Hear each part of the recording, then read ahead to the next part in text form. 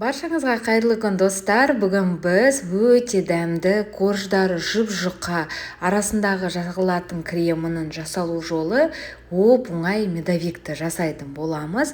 Видеоны міндетті түрде соңына дейін қараймыз.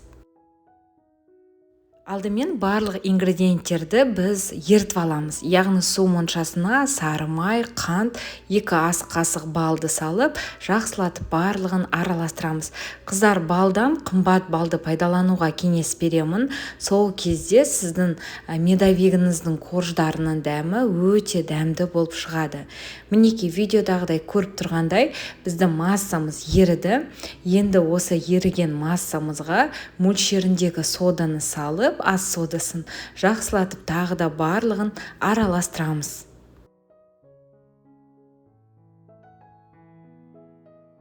Біздің қоюланып массамыз түсі ақшыл болып өзгереді. Сол кезде енді оттан ыдысымызды алып тастай берсек болады.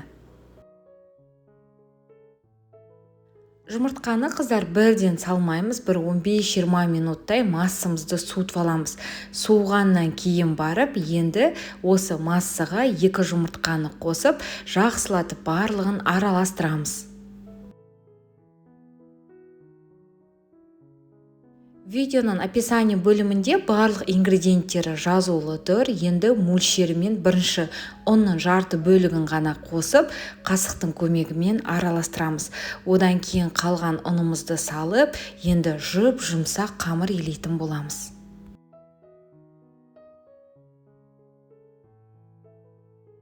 Қыздар, енді бізде қолға жабысатын жұп-жұмсақ қамыр пайда болады. Дәл қамырдың консистенциясы сондай жұмсақ болу керек. Өйткені қазір біз оны пакетке салып, тоңазытқышқа 1,5 сағатқа салып қоямыз. Сол кезде қазір біздің корждар жасаған кезде қамыр жақсы жайылатын болады. Міндетті түрде тоңазытқышқа кем дегенде 1 сағатқа салып қойыңыздар.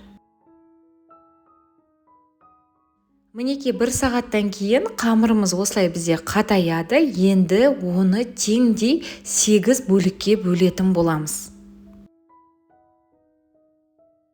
Әр бөлігін осылай дөңгелетіп аламыз. Одан кейін пешімізді қыздырып бастаймыз. Яғни пергамент қағазына бірден корждарымызды жаятын боламыз. Пергамент қағазы қыздар менде поклан. Сіздерге де покланды пайдалануға кеңес беремін. Асты жабыспай оңай алынатын болады.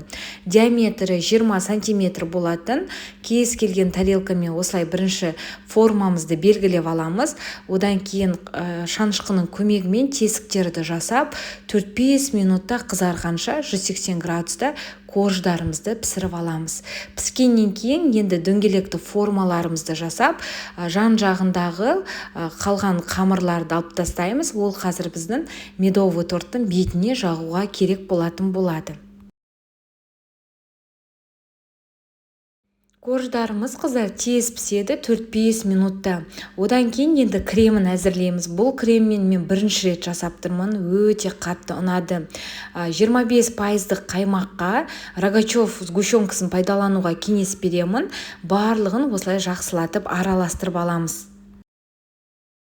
Мінеки енді 8 корждан жақсылатып барлығын бір-бірінің үстіне крем коржды жағып салып шығатын боламыз.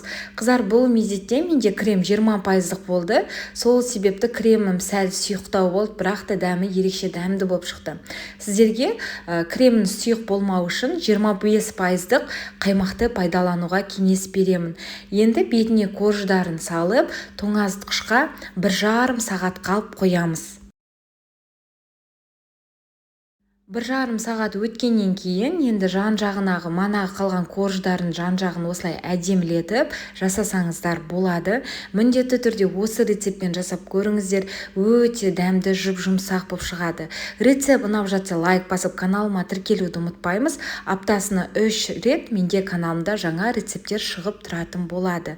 Сіздермен бірге болған Гаухар, ас болсын.